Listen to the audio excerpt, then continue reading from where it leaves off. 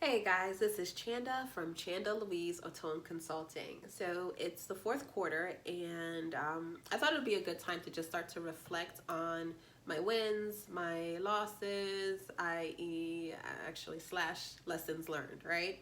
And yeah, so here we go. Some of my wins. I think one of my major wins for me has been community. When I was creating my vision board at the beginning of the year, one thing that I talked about was wanting, or I visualized or depicted on my vision board, was a sense of community, especially from an entrepreneurial space. I wanted to be among people who were like-minded, business savvy, had more education experience from a business perspective than I did. And I could definitely say that I have built that community, or that community has, like, organically come together for me. So I definitely have resources to tap into to flesh ideas through. Yeah, so that's been one major win. The second good win has been in terms of marketing and branding. That was another thing that I had put on my vision board. I wanted to really start to firm up and establish and do some storytelling in regards to who I am as a brand, and also what my values are. So I believe that through this year, I've been able to depict that in a clear way. We're still growing and building, and yeah. Another thing has been to better streamline how I communicate, which also comes along with the branding and the marketing, making sure that what I am communicating, how I'm communicating, that I'm really utilizing all my different skills. So sometimes I started off by writing LinkedIn articles. I transitioned to also, or included, infographics. I started to get more into decks, pitch decks, presentations, and then now also videos. And we'll see if podcasts come in there too. We'll see what happens. So those have been, I think, the major wins that I can really highlight within these past 3 quarters. In terms of losses and lessons. Okay, all right. So with that, I think two things particularly come into mind. So the first one is in regards to the invoicing process. I really was not sending my invoices out. So I would do work for clients, and I wasn't utilizing my invoicing system. So I bank with, or the bank that I bank with caters to small businesses and entrepreneurs. So they already have like a built-in system where you can generate invoices and send them out to your clients.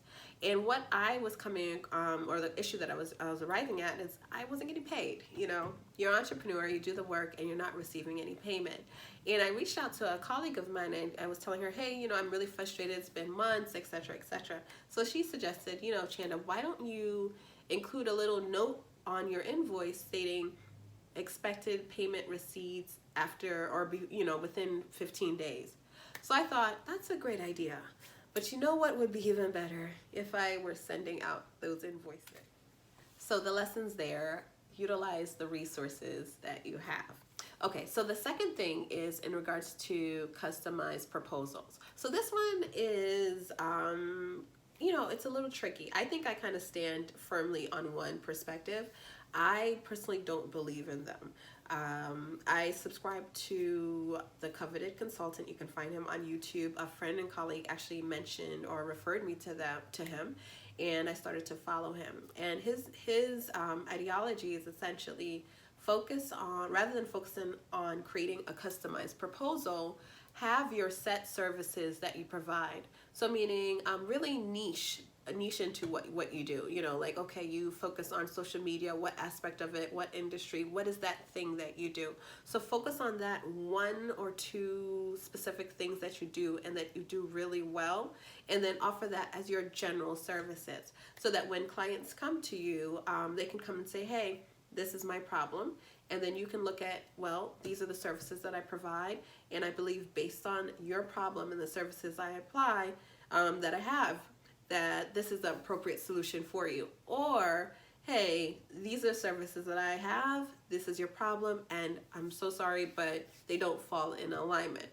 And I actually think this makes a lot of sense, because I found that as I've gone into the process of creating customized proposals, it takes a lot of time, 20 to 30 hours. I know that doesn't sound like a lot, but for a small business entrepreneur, your time is really very critical, and it costs a lot of money, and you need to I need to essentially utilize that time in a very wise way.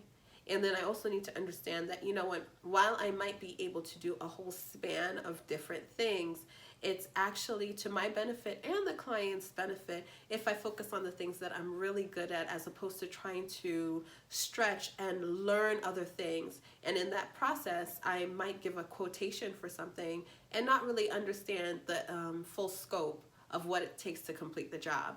So I think those are kind of the two things, to really summarize, I think, which have been really great lessons for me and a great opportunity for me to rethink how I manage my business. So in regards to the invoicing, utilizing the resources that I have, and then also in terms of customized proposals, really rather focusing on the services that I specifically offer and focusing on bringing the greatest value to that, as opposed to trying to stretch myself too thin and take on things that I think that I'm so and okay in.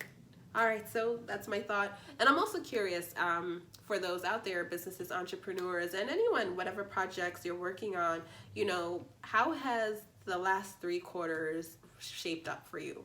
What are the major lessons that you've learned that you can now utilize in the 4th quarter to become even more successful? All right, thank you. Take it easy.